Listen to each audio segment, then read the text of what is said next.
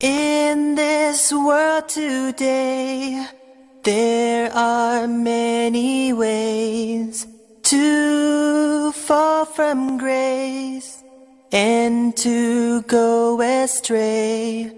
We should realize that in our lives we can make a change for brighter days.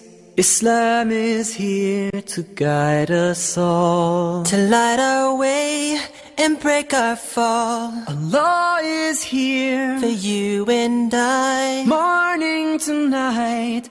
He is light upon light. La, la.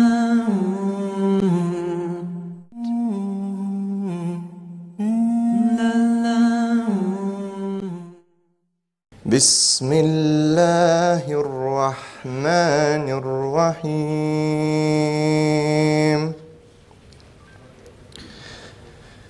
الذين آمنوا وتطمئن قلوبهم بذكر الله الذين آمنوا وتطمئن قلوبهم بذكر الله ألا بذكر الله تطمئن قلوب.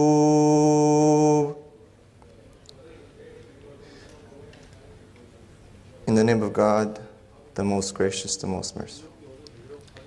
Those who believe and whose hearts are set at rest by the remembrance of God. Verily, indeed, in the remembrance of God, do hearts find rest. Dear brothers and sisters, dear respected guests, Assalamu alaikum wa rahmatullahi wa barakatuh. May the peace and blessings of God be upon you. My name is Gabriel. I'll be your host tonight. And inshallah, we are very happy to have you here. And we hope that you enjoy this presentation. About today's topic, it is a very deep topic.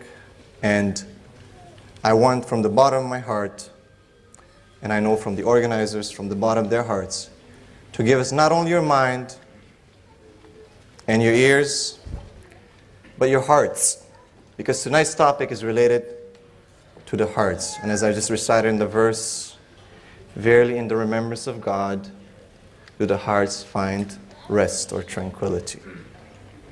Peace of mind in a chaotic world, peace of heart in a chaotic world is tonight's topic. We look around ourselves, we look around the world, we look on the news, TV, everywhere you look around, there's chaos. People are disagreeing, people are arguing, people are fighting, people are at war. The love that should be between people seems to be missing. The peace of mind and tranquility that is part of the very human nature seems to be shadowed by the chaotic world, by the chaotic events around us. And we wonder why. Why is that? People are trying to find different solutions. People are trying to take different paths. But what is the real path that would give us peace of mind, peace of heart, tranquility, and allow us to pass through these times, these turbulations, and at the same time maintain the integrity that we have been blessed with, and that is humanity.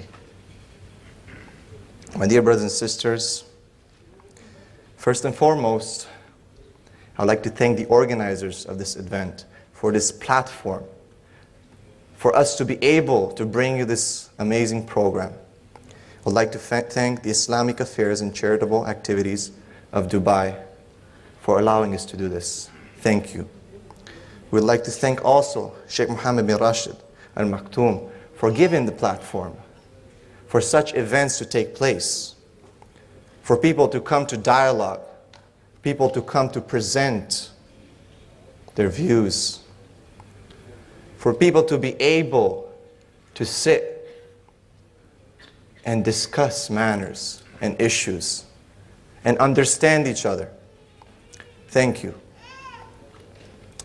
Tonight's presenter, and it is with great happiness that I'm introducing him again, and it's a great honor, Yusuf Estes. Yusuf Estes is loved by both young and old alike, children and adults of all faiths. They delight to hear him entertain while presenting to them the pure message of Islam in a very simple way. They call him the funny sheikh. He was raised in a strong Christian home in Texas, and he became a very successful store owner, music store owner, as well as TV show owner, and used his music skills to preach the gospel. He served as a delegate to the United Nations Peace Summit for Religious Leaders, as well as a U.S. federal chaplain from 1994 until 2000.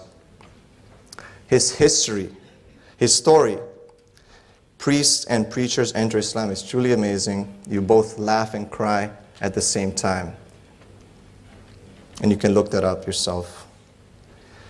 He has many websites in simple English explaining Islam to non-Muslims, even to Muslims, such as www.yusufestes.com.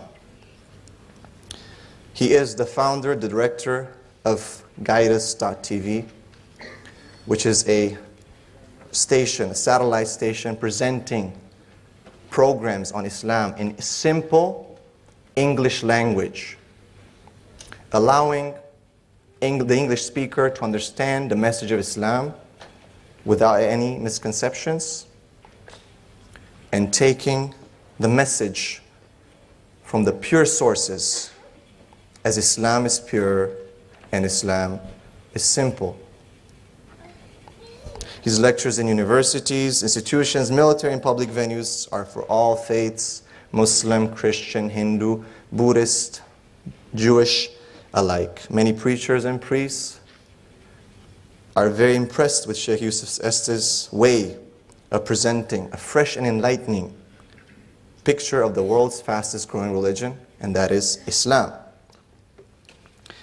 Yusuf Estes uses the latest in website technologies, DVDs, CDs, in conveying the message of Islam and encouraging others to pass it on.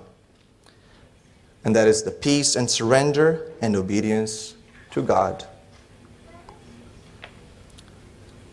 Yusuf Estes helps many new people to understand Islam, to come to Islam.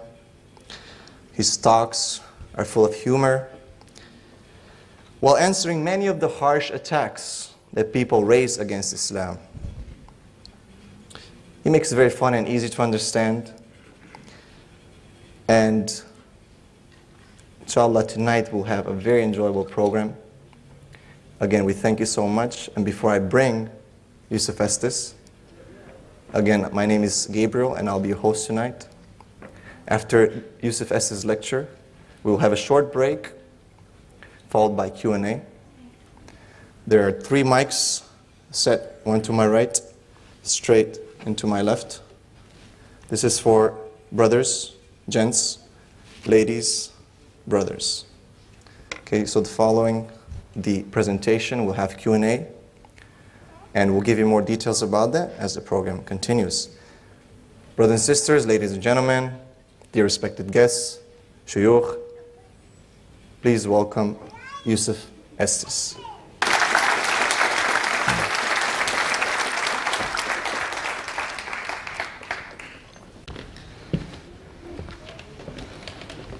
Bismillah, alhamdulillah, wa salatu wa salam ala Rasulullah, وعلى آله وصحبه أجمعين أشهد أن لا إله إلا الله وحده لا شريك له وأشهد أن محمدا عبده ورسوله صلى الله عليه وسلم. الحمد لله رب العالمين هو الذي جعلنا مسلمين. Did you think this was going to be in English? My name's Yusuf. Can you say Yusuf? First time. You got it right. All these years, my wife still pronounces it useless. Could be a speech impediment. I'm not real sure about that. Alhamdulillah. Alhamdulillah, it's great to be with all of you here in Dubai. This is a good chance for all of us to come together for the sake of getting true knowledge out about a very important subject. And what a better place to do it than Knowledge Village. Make sense? And along the way, they said, let's talk about the chaos that's happening around the world and how we can deal with that as Muslims in the West, of all places. We were just talking about that with the folks from the Dubai television. And one of the things that we were talking about is, suppose we took a microphone and a camera, went out to the streets, you know, like Chicago, New York, Miami, something like this, you know? And you walk up to people and you say, look, I want you to finish this sentence for me. I'm going to give you just a short little sentence. Give me one word, the end of the sentence. You choose the word. All Muslims are... And what do you think they're going to say? Peace-loving individuals? Maybe not. Or ask them, Islam is, finish the sentence, Islam is, yeah. Yet at the same time, and I'm talking about the news, today's news, because we have a news website that we've been running for the past several years, presenting news from our point of view, news that we need to know about. And one of the things that's in today's news right now is about a man, an elder man, who is charged with, I forget how many cases of rape. Many cases of rape. And they said likely would be a lot more, except it's past the statute of limitations. In other words, after so many years, you can't bring it up against somebody, no matter what they did, except, I think, murder. And this man, very old, imagine this, cut down on the number of rapes after he had his last heart attack. And this morning they found him dead from suicide. Well, if that was all it was, that's not even mainstream news anymore, except the fact that his son is also being charged in a murder case of his girlfriend being strangled to death in the bathtub after she told him she was going to leave him. And the question that they have, and this is all the talk shows, you know, the talking heads, here's the question they have. Whether or not, this is very important, whether or not this is a genetic thing, you know, that it runs in the family. That's pretty chaotic to me, to imagine that that's the only thing you care about in the face of how many women have been violated out here. What about that? And what about the family of the victims, especially this girl who's just been murdered? The direction that our news is taking bothers me a lot, because it seems like they, maybe intentionally, maybe unintentionally, they missed the main point. And let me give you a couple other examples that are hitting a lot closer to home. When we find in some places in the West that if a lady is seen following the Sharia, well, a man for that matter, they want to arrest them. Have you heard about this? Murfreesboro, Tennessee, just a couple weeks ago, tried to pass a law. If anybody is following Sharia, they could be arrested. And we were wondering right away, what do they mean by that? In other words, if I pray 5 times a day, I can go to jail?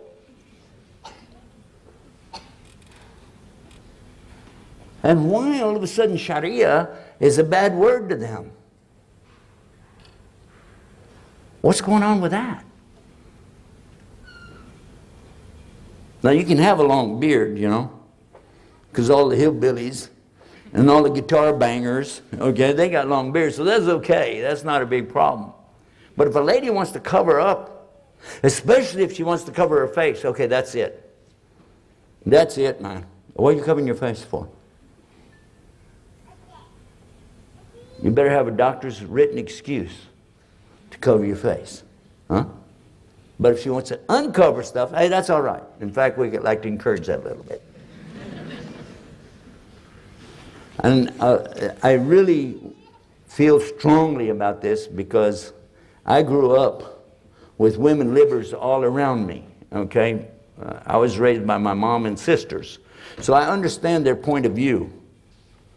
And one of the things that really bothers me is the way that men try to sell women on the idea that, hey, what we're doing is good for you. Uncover some more stuff. It's good for you. Selling them makeup, clothes, whatever you wore last month, it's no good anymore. You got to have new stuff to show off, to show off, to show off. Because if you don't look right, we're not going to approve of you. Everything for a woman has to be her look. She has to look good or she's an outcast. That's it. Imagine that. And God forbid that she should have any kind of infirmity. Something like, let's say she is missing one eye. Okay, that's it. Or that she limps when she walks. Ugh. Because it's all about looks, nothing else. Nothing else. Is that a problem? I think that is maybe one of the major problems that we've got in the West, is judging people only on this. And so superficial. It's worse than superficial. It's artificial. And they joke about it. Like it's a funny subject. But at the same time, they get real serious if a woman chooses to cover herself up. Now, at the same time, there are legitimate complaints against what some Muslim men do. There's no doubt about that. If a man is beating up his wife or family, obviously that's not in Islam to start with. But it shouldn't have been associated with religion, but rather the lack of it or in opposition to it in reality. So from our point of view as Muslims, we're seeing something today that we have a difficulty in relating back to the time of our Prophet ﷺ. Almost, well, in fact, anything and everything you want to know about how to live as a human being is covered by Islam. In the Quran, the Hadith, the teachings, the things that our scholars have shown us how to use what's been sent down from Almighty Allah, how you can recognize how to use that to live as a better contributing citizen in your community. We know that. Alhamdulillah, that we have it. And in some places I visit, you actually see people putting it together and doing something with it, moving forward, progressing, using what they call modernity. I don't know if that's a real word or not, but they use it. And in any case, we see this in some places and Muslims following Islam right alongside of it. The problem is the way the West has distorted this picture to the extent that words like Sharia, Islam, and Muslim bring bad vibes even before we get into the subject. You can't even get into the subject without somebody being upset already. At the time of our Prophet ﷺ, there were those who very much denied the message with which it came. There's no doubt about that. As a matter of fact, you'll probably remember this better than I will, because I'm reading a lot of this stuff in English. But I think it was right after the message comes to the Prophet ﷺ that he calls all the tribes out. You know, when he stands on the little knoll or the little small hill, whatever, and he starts calling, "Ya Beni so-and-so, Ya Beni Fulan, come on guys." And all the tribes are coming out. Okay, what's going on? What's going on? Because the way he was doing it is this exact same way that when there's an emergency, you know, a big emergency, maybe somebody's coming to attack you, right? So they were out there ready, what's going on? And who's calling us? Oh, it's Muhammad. And look at the title they gave him. As-Sadiq. He's the truthful one. We can trust anything he says. The trustworthy one.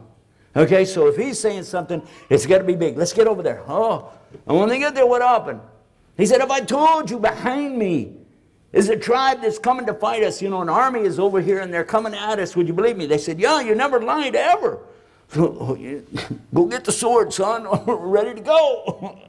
He said, then I bear witness to you that there's only one deity, one God, worthy of any worship. And I'm his messenger to you. And right away, they understood exactly what he said. He was telling them, you have to give up this filthy habit of worshiping these statues and idols. Give up these false notions, you know, the things that people worship other than Allah. In other words, we have a bumper sticker that says it, worship the Creator, not his creations. And they rejected it. For the most part, almost everybody there rejected the message on the spot. Some of, and they're his own relatives, some of his own uncles turned against him and even cursed him for bringing this message the way that he did. They didn't like that because he hit home. And some of the things that they did, to follow up on that story a little bit, you know that they posted people at the entrances to the valley where they lived, just in case these folks would be coming from out of town to come to worship there. This is a center of worship in those days. Still is today for us, isn't it? And these people would be coming, and when they come through those passages in the mountains, they'd find somebody there telling them, warn them, be careful. When you get there, be careful of this guy, Muhammad. He's a magician, or he's a soothsayer. Maybe he's going to work on your brain. He's going to implant notions in your mind. Be careful, be careful. Warning against him, yeah? Magician, poet, different names that they tried to attribute to him. But above all, they wanted people to disbelieve in his message. But what hit me a few weeks ago when I was thinking about this, of all the things that they did and said to him for that first 10 years, you remember how hard those first 10, 12 years were, really tough on him. Of all the things that they said and did, I don't recall them ever being called terrorists. You know why? Because they were the brunt of the attacks. They were the ones who were being put upon. They were the ones who were being attacked by everybody else. So it'd be kind of hard to label these guys as terrorists after you kick them and leave them in the dirt, you know. But this is the label that we've got today around the world. And the Sharia, that word, ooh. At the same time, in Tennessee, when they're trying to pass the law, by the way, they didn't get it through. They had to change the wording. Instead of saying Sharia, they changed the word to terrorism, as though those were interchangeable words. At the same time that was going on, did you know there was a group in Australia, a group of Muslims, trying to pass something there about Muslims should follow a kind of Sharia that's more modern or modified to suit the rulers of that time in their area. What does that mean?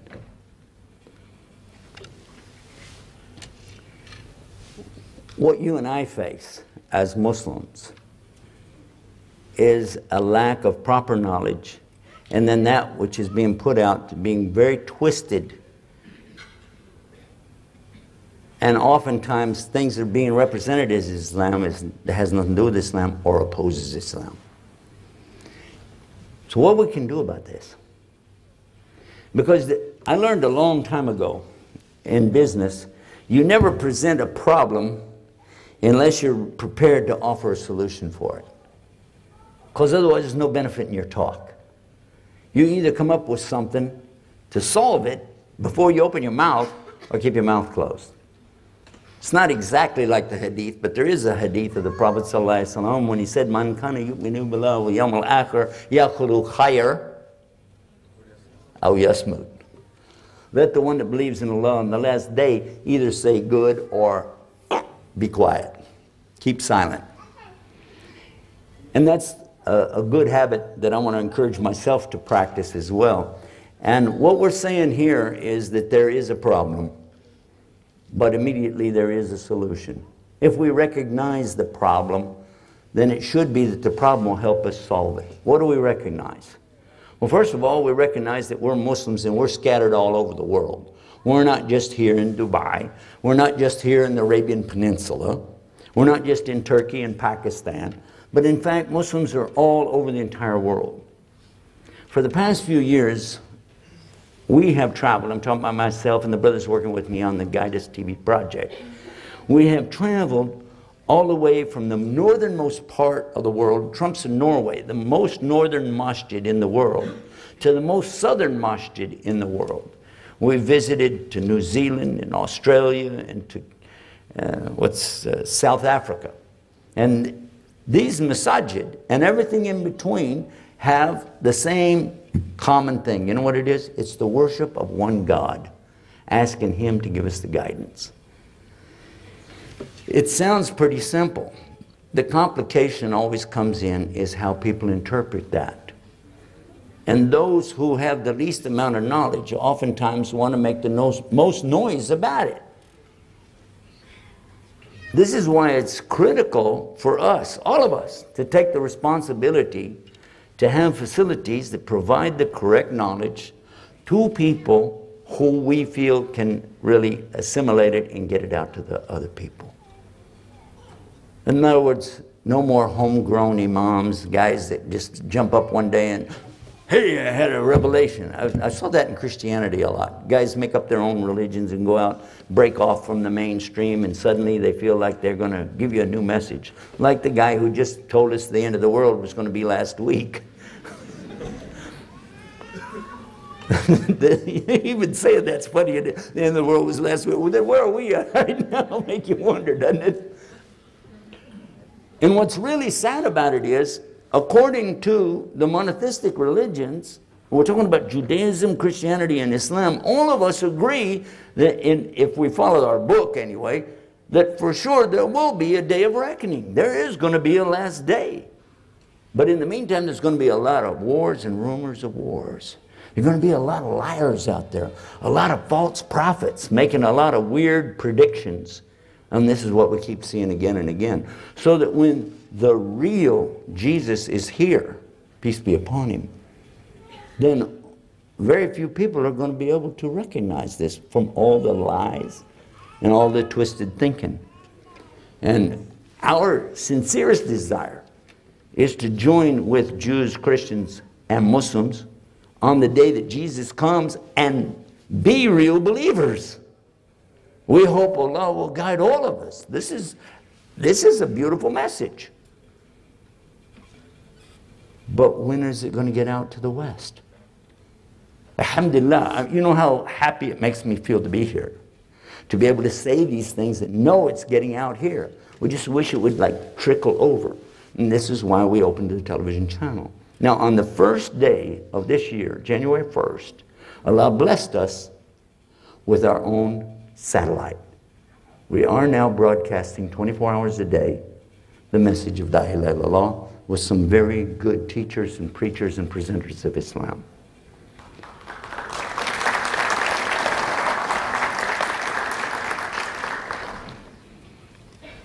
I didn't do anything. Allah did it. So we'll say Allahu Akbar. He did it. I prayed for it. That's about really all I can claim. And a lot of brothers and sisters sacrificed to make it happen. But look how much more blessing came. Without me doing anything, I didn't do it. They sent it to me in a statement from the other broadcasters that we were picked up by 2 other satellites, and now we're on 3 satellites, and we're not even 6 months old. That is something to be happy about. So instead of just 50, 60,000, now over 200,000, yeah, 200,000 homes are watching the channel right now while I'm sitting here. Imagine that. And we didn't do anything extra except more dua. One of the things that we did when we started it was we said we have to focus on what real Islam is in the English language. So our motto is presenting true Islam in simple English. Making sure our presenters are able to discuss in English as simple as they would in any other language. Being sure that they had a good foundation and well grounded in what the real basics of Islam teach, not in things that may have been picked up by traditions or cultures in other countries and so on. Of course, that narrowed the number of people that you could talk to, you know what I'm saying, really quick. But some of you have probably seen it. We have speakers who have been with us for a while and some new ones that we're training at the same time. But we realized something else. We realized that if we charge money to subscribe to it, the only people who are going to watch are the ones who already believe it. Make sense? I mean, you know, why would somebody who hates Islam, scared of Islam, afraid of Islam, want to even pay $15 a month to subscribe to a channel, an extra channel, you know, that they're getting on the cable or the dish? Why would they want to pay any extra money? I'll give you extra money if you get them to leave. So we said, no, we're not going to charge any subscription. Okay. Now right away, the broadcasters, I'm talking about the satellite owners, are saying, so how are you going to pay us? What kind of commercials are you going to be running on there? And how often, how many minutes of commercials are you going to run every 59 minutes and 59 seconds? Because that's how they balance it out. And when I said, no, I don't want any commercials. Why? Well, commercials could compromise the message. Think about it.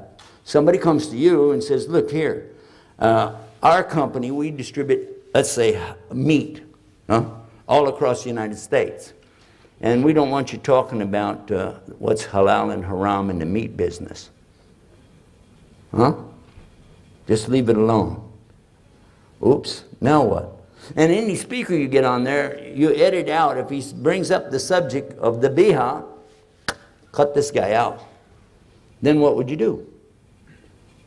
Even if I hold an opposing view, we can't even open the discussion. Because you lose a major sponsor. Somebody that's advertising, maybe doing $400,000 or $500,000 a month in advertising, and you're going to just tell him, hey, take a walk? Uh-oh. And what about some of the other areas? Clothing, for instance, that could be a big problem. Makeup. Well, we just talked about what the cosmetic industry has done to the ladies. And then on top of that, consider one of the biggest subjects of all, and you guys are familiar with it here, finance. What's the subject of finance in Islam? Come on, guys. So, for us, we said, I want other channels, by the way. I want Muslim channels all over America, I do. And if they want to take advertising subscriptions, I hope they do. Because they have to have funding to keep going. But for us, the new Muslims who've come to Islam and realize the importance of the pure message of Islam, has to get to the people. For us, no subscriptions, no advertising. So that's what we came up with so far. It's not easy, because the third option, and this is an option they sent us from the satellite company when we started. Number one, subscriptions. Number two, advertisers. Number three, and it was a very sarcastic, deep pockets. That's what it said. And I felt like, well, maybe we don't have deep pockets, but we have a lot of pockets. And we began talking to so many of the brothers and sisters across America, United States and Canada. And do you know what? Within 1 year, from the little $20, $30 donations, one little boy donates $1 every month. Yeah. But from that, we were able to get started, believe it or not. And you might think, well, I didn't think Muslims would really follow through. Neither did I. Especially because I tried for 6 years before that and didn't see anything. It wasn't until we went to the hadith of the Prophet, sallallahu alaihi wasallam. Keep in mind, I told you when I started that every single thing that you want to find an answer to is in Islam. The problem is we don't look enough. That's the problem. But there's a hadith, the Rasul sallallahu alaihi wasallam. The meaning of it in English, when he said that Allah, Almighty God, the creator and sustainer of the universe, He loves the thing, so much charity and good deeds. He loves the thing which is done regularly, even if it's small, more than the thing which is big, but it's only done once. And I said, let me try that. I've tried everything else. And so we started talking about this hadith and pushing it and asking the brothers, whatever you do, just be sure you do it regularly, because Allah will bless us. And they did, and Allah did, and we got to Jannah. So my message really for you today is, if you want to solve this problem of the chaos that we see around us every day, go back to your Lord. Go back to the one that created you in the first place. And start like I did 20 years ago when I put my head on the ground and said those magic words. Guide me. And we say it every day in our salat, don't we? Ihdina. Ihdina siratul mustaqim. Guide us. Guide us. Guide us. And by the way, that's why we named it Guide Us TV. Some people said we called it Guide US TV. Jazakumullah khair. Wassalamu alaikum wa rahmatullahi wa barakatuh.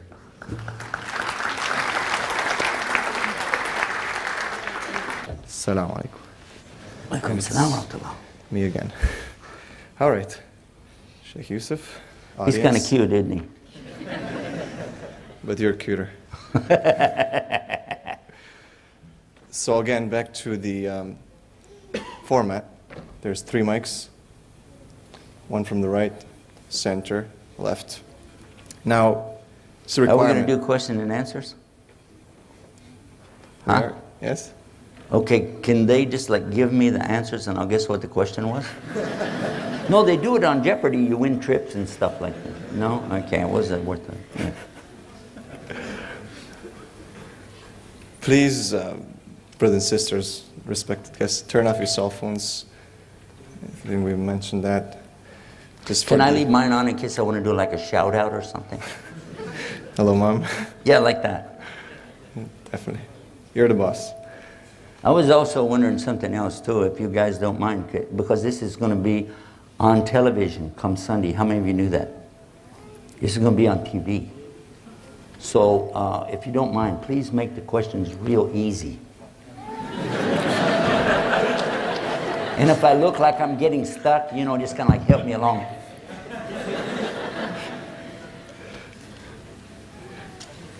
All right, yeah, so turn off your cell phones. Basic. Keep questions on topic. No hard questions. Easy questions. Well, while you guys are getting your ideas together, can I tell you what one of the most common questions is? Most people will ask me, how did you get to Islam? And some will be even more pointed than that. When I come up against a real hard-shell Bible-thumping Christian, he'll say, why'd you turn your back on Jesus? You know, well, to put your mind at ease, folks, number one, I don't think I turned my back on anything. I tried to look even more forward.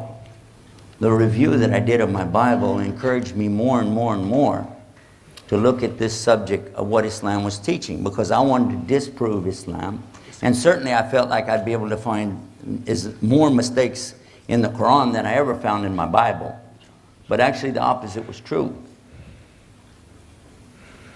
What I found in the Bible that matched up perfectly with what is being taught in the Quran.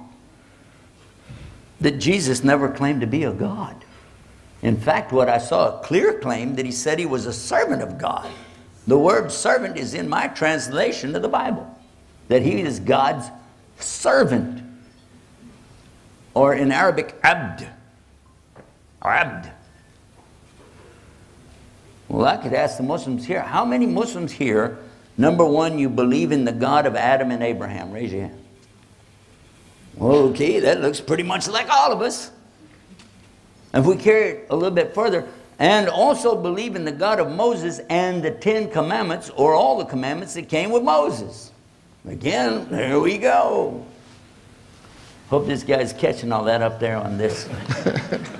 We call that the crane, right? They call this the crane. And we don't have one. I just take a real long tripod and swing it around in my hand, make it look like it. Yeah. Anyway, how about if I said, how many here actually believe in the miracle birth that Mary had, and when she had a baby, she's not having any husband and no man touches her, miracle birth of Jesus, and believe that Jesus is the Kalimatullah, the word of Allah, he's the Messiah or Messiah, and that he's going to be back in the last days? Raise your hand. Whoa, okay. And that's what most Christians don't know. They don't know that.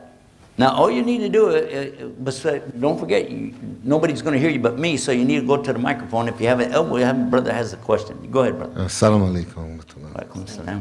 Bismillah ar-Rahman ar-Rahim. My name is Cassiano. I am converted 4 years ago to Islam. May Allah accept from you, Ameen. Inshallah, alhamdulillah. Jazakallah khair. My question is about the chaos today, because the chaos, the chaotic world is we know in Apocalypse and in the Bible and in the Quran have many topics talking about the end of the world and everything. So we feel, honestly, we feel it started. It's already happening. So it's natural. It's normal.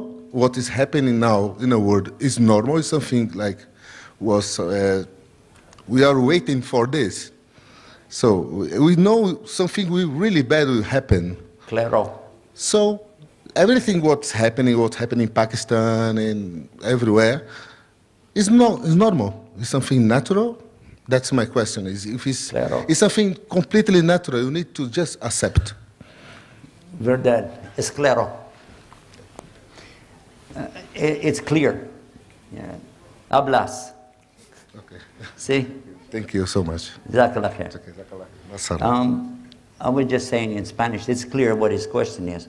I want to ask you, how many of you knew that the Prophet Muhammad, peace be upon him, was questioned in a similar manner when the angel Jibril or Gabriel came to him? One of the questions he asked, when is the hour? Translating to common English today, when's the last day? When's it all going to be over with? When is the hour? How many of you heard about that question? Heard about it? Yeah. And what was the answer? Did he say it's going to be on the 21st of May 2000? No, that was somebody else, wasn't it? No, actually he said the one being asked doesn't know any more than the one asking. Meaning you don't know and I don't know.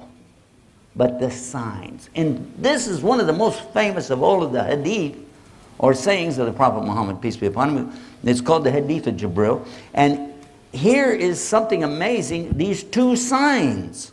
The first sign is talking about when a woman is giving birth to her own master.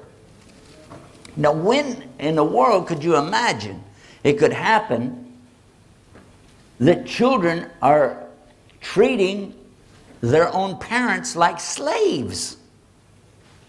Yet I was just in New York a few weeks ago at our new studios there, and I was amazed at the way the youth treat their parents. And then it hit me, that describes exactly.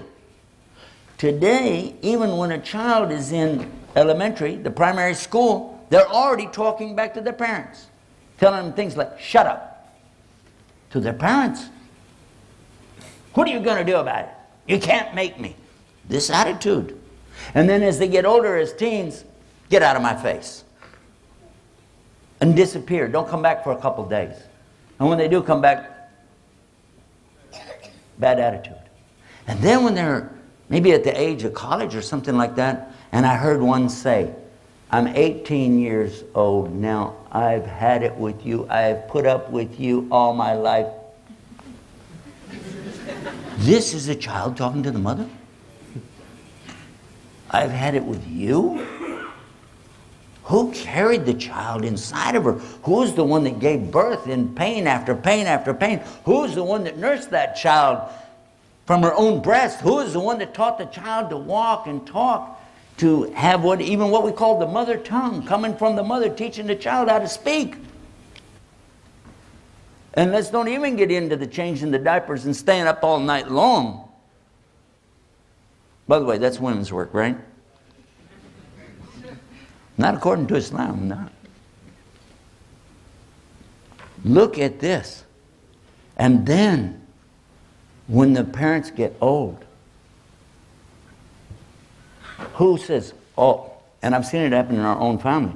Who is the one that says, oh, I want the parents to come stay with me. I want the reward. I want the reward from the Lord. I want that. No. No, no, no, no, no. The question becomes, who's going to help divvy up the payment so we can put them in the old folks' home? You got to pay your share. Now, I don't want to. I put up with them all those years. I don't need them. And then when they die, the immediate thing, actually just before they die, when the doctor comes to them, I heard the doctor say this to some people. That your father has now reached a level, his quality of life is just not there. He doesn't know where he is. He doesn't know what he's doing. So if he should need life support, do you want us to give it to him or just let it go? And if they said, yeah, just let it go. We don't want to waste the money, you know. What is that? And then when he dies, are they rushing in to take care of the body and be sure it's buried properly? Or they can't wait to read the will and immediately contest it because they didn't feel like they got enough? Yeah, I saw it. To a very sweet old lady. So sweet. She used to cook for them. Even when she was old, living as a widow by herself, they would go over to her house on Sunday, let her do all the cooking and washing and cleaning, and then disregard her until Mother's Day. And then they would bring some roses, some chocolate candy, and that was it. That sounds like slavery to me. What do you think? But this is the one that really got me. The second sign that the Prophet ﷺ talked about. When he said, when the poor Arab living in the desert, you know, we call them Bedouin, when they are competing with each other to build tall buildings in the desert.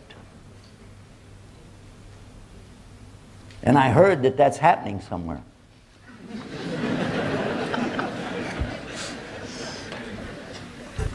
I don't have solid evidence, but I've heard it.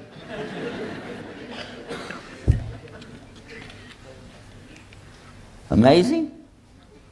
He predicted it. When I was in Saudi a couple of years ago, I was standing right by a building, had the name of one family on it. And they were telling me, you know, everything's for lease, it's empty. It was a real tall building. And there was another building going across the street. They were constructing it with all the cranes and everything going. Had the name of another family on it. And it happened this one was related to the family or something. And I said, this building's empty. Yeah, I can't find anybody to put in it. So why are you building this one? I said, so it'll be taller. That's it? Yeah. So you'll have a taller empty building than they have.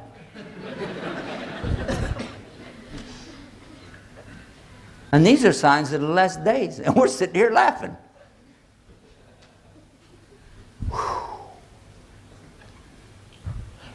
What's really interesting is some of the other hadiths. Sheikh McCarthy with us right now, he probably knows a lot more about it than I do. But for sure, some of the other hadiths that I read about the last days and the signs are even as amazing. Like when you will be trying to communicate with the animals of the sea. And you watch them talking to the dolphins. Have you seen those programs? And they're hooking up with the beep, beep, beep, beep, beep, beep.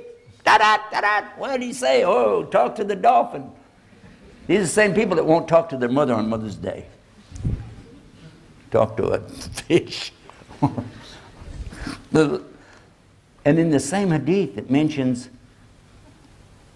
that your extremities would talk to you. Like you hold something in your hand, you're talking to. Hold on, let me take this call and I'll be right back. What did you say? And then it says, and your side will inform you of what's happening in your house even though you're away. You know those pagers that tell you what's going on? Don't forget to bring home a loaf of bread, or, yeah. This is 1,400 years ago, before they even had electricity. Huh? So many predictions. And we're not talking about looking for it in the future. We're talking about in the past tense. How many years ago did those come? So how close is this last day? That was an excellent question, but the one being asked doesn't know any more than the one who was asking. Do we have another question? We'll take a question from the middle, from the sisters right now. Oh, there's sisters up here. Okay. Yes. Assalamu alaikum. Wa alaikum salam wa rahmatullah. They got a lot of lights in my eyes. I can't see them there. Just before you start, sister. Sorry. I've just got a quick question about the sign that you mentioned, and I've seen it in the Quran in the translation. Sorry, the extra bit. What I saw was in the English translation, so I'm not sure the exact words that the Prophet used, sallallahu alaihi wasallam. So what I read was the shepherds of the red camels who will compete against building the tallest buildings, to that effect. So I was having this conversation. Probably the same one. Somebody chose different words to say the same thing. Okay, so the conversation that I had with someone was basically said, it didn't say Arabs. What do they mean by shepherds of red camels? It doesn't say the word Arabs. And the claim was that we twist the words to suit our needs. It didn't say Arabs, but we'll make it sound like it said something that's applicable today. I'd like to hear your comments on that. Yeah, it'd be a good idea to... Do you know the Arabic language, sister? No, I don't, unfortunately. Okay, first thing you want to do, I have a website for all of you who'd like to know the Arabic language. It's called ArabicInEnglish.com. You can go there and check it out and see how we begin right from the very beginning, showing you how to use the English language to learn the Arabic. You don't have to know Arabic to learn Arabic. You can just start out right away. That's number one. The second thing is that you are right in what you said, that people will interpret something. And the word Bedouin, it very clearly defines the people of the desert. This is not used anywhere else. And when the word Arab is used, it's clear that you mean Arab. So all you have to do is just take the hadith and just read it in Arabic, and you'll hear the words for yourself. I think that's the best way to answer your question. Thank you. Okay, thank you, sister. Take a question from the left side. Brother, please. Assalamu alaikum, Sheikh Yusuf. My name is Faisal. I'm from Malaysia. First of all, I would like to send the greetings and regards from my children. They're a big fan of yours. Unfortunately, they cannot come today. But anyway, we always watch your programs on YouTube and on the internet quite frequently. And the question that my children or my wife keep on asking me, I mean, why, what makes you choose Islam? I mean, what attracts you to Islam to begin with? I mean, it's probably a long time ago, yeah? Jazakallah khair. Thank you, Faisal. We appreciate that very much. And tell everybody back in Malaysia, big salam from us. And I was in Malaysia only once. And while I was there, I had some of the best treatment you could ever even imagine. It was really great. And my daughter was with me over there too. We had a great time. We did. Alhamdulillah. I like the way too that again, this is a Muslim country that's not so closed-minded, you know, to shut down everything, just give everybody a chance. Because while we were there, we found that the Muslims and Christians living beside each other in a very nice way. That was appreciated. And even some commercial things that we found from back home while we were in Malaysia. I got to eat at Bubba Gump's shrimp and more, yeah, you know, alhamdulillah. But the question about me coming to Islam really isn't the topic today, so if I could, I'd just like to refer to it briefly and tell you where you can get the whole story, if that's okay. Because it takes approximately 47 minutes if I leave out some of the best jokes.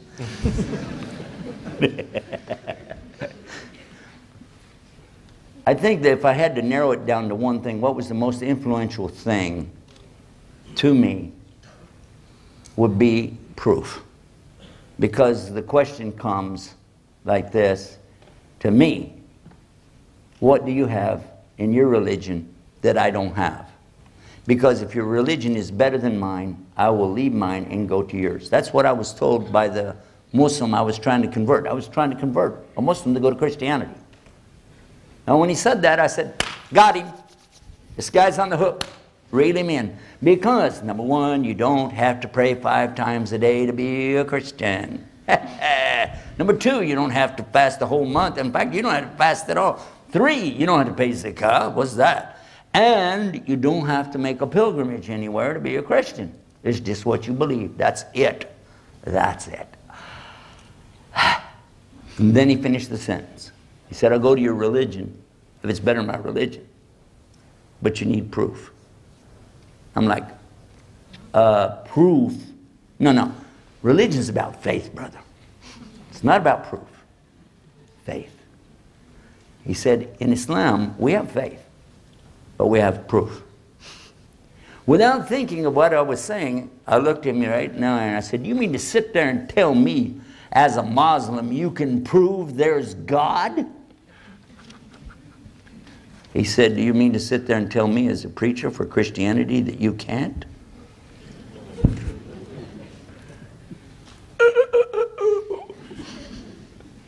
Now, there are Christian scientists that offer very good evidences. I just wasn't one of them. So don't get the idea that there's no proof in monotheism, because it definitely is.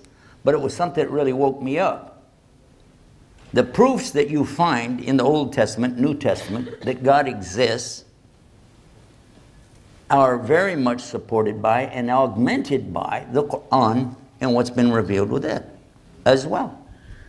In fact, in the many years that I studied the 2 books side by side, almost 2.5 years, I can honestly say that there's nothing in the Bible that contradicts the teachings of the Quran, except where the Bible contradicts itself.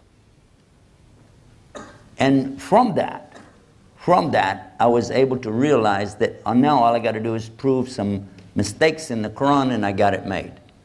So I started reading it, and I went through it. I kept seeing more and more things that I liked, but I kept pushing to find out something in here that's going to be contradictory. It has to be.